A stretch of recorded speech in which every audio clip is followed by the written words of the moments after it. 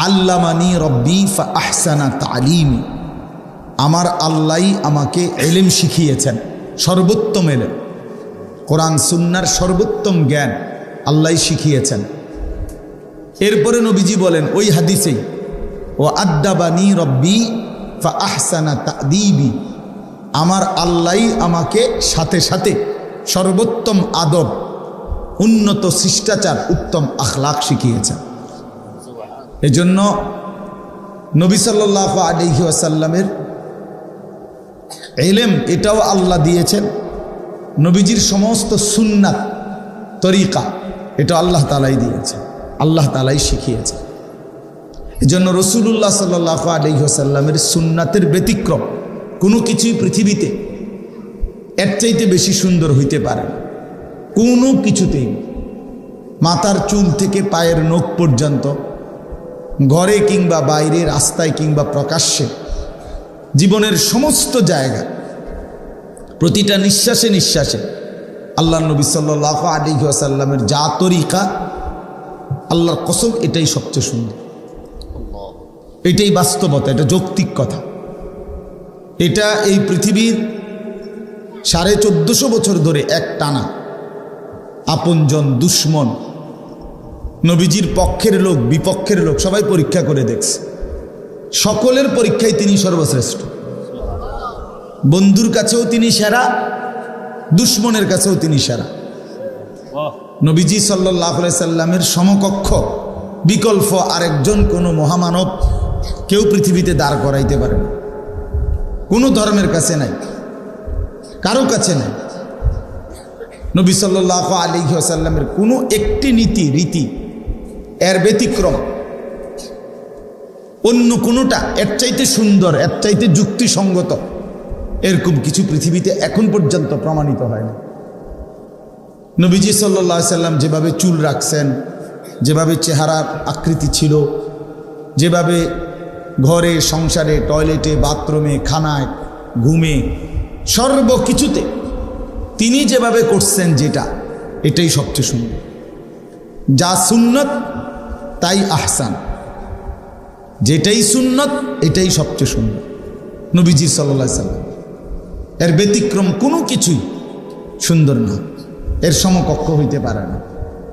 এই জন্য আমরা যদি এটা বুঝি, তো রাসূলুল্লাহ সাল্লাল্লাহু আলাইহি ওয়াসাল্লামের সাহাবীদের মধ্যে এই আমলই ছিল, ওনারা আল্লাহর কথা, নবীজির কথা বসেই শুনতেন, বসেই শুনতেন। কোরআনুল কারীমের মধ্যে আছে, মুসা আলাইহিস সালামকে আল্লাহ তাআলা তুর পাহাড়ে কথা বলার জন্য যখন তুর পাহাড়ের মধ্যে মুসা আলাইহিস সালাম আসছেন, তো প্রথম কথা বলার সময় আল্লাহ বলছেন ফাখলা'না আলাইক, সরাসরি কোরআনের আয়াত।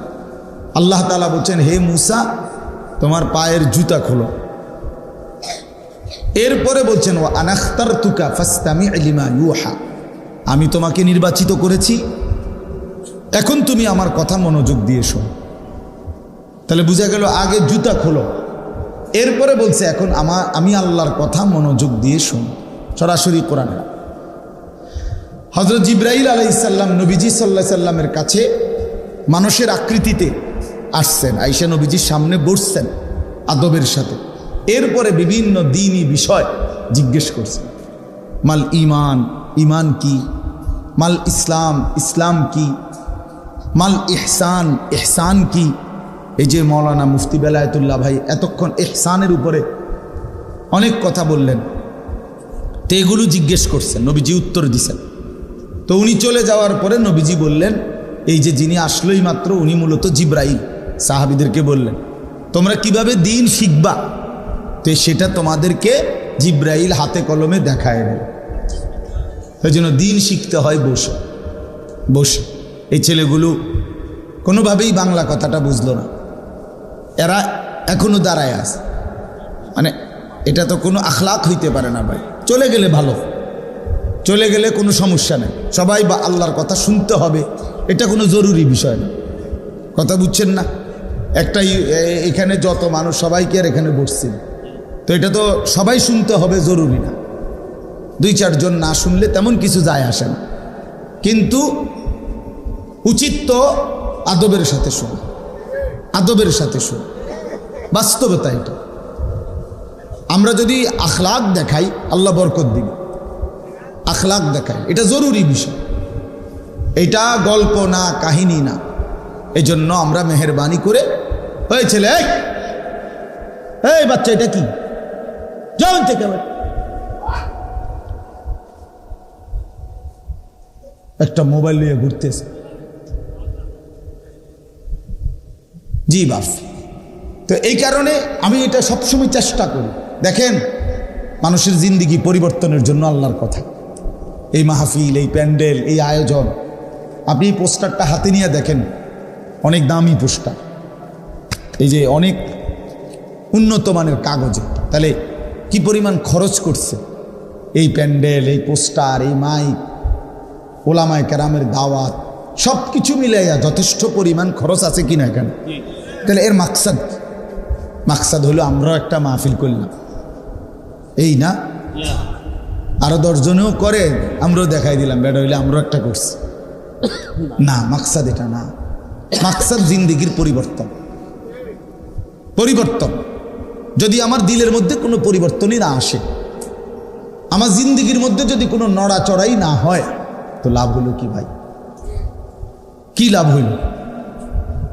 কোরআনুল কারীম আল্লাহ তাআলা দিয়েছেন এই পরিবর্তনের জন্য, হুদাল্লিন নাস, গোটা পৃথিবীর মানুষের হেদায়েতের জন্য। মানে মানুষের জীবনের এটা একটা দিক নির্দেশনা। আন্না হাদা সিরাতি মুস্তাকিমান, আল্লাহ বলছেন আন্না হাদা, নিশ্চয়ই এই কোরআনই হচ্ছে আমার সিরাতে মুস্তাকিম,